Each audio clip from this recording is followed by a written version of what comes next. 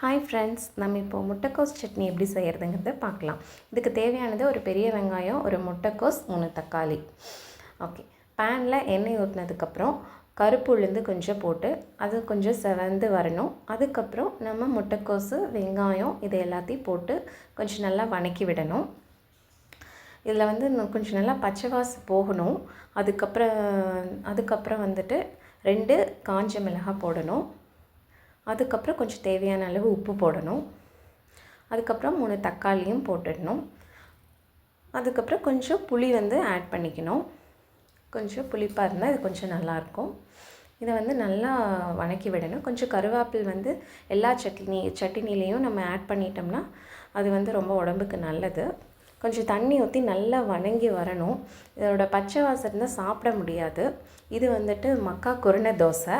இதை நம்ம சட்னி அரைச்சிட்டு நம்ம சர்வ் பண்ணிக்கலாம்.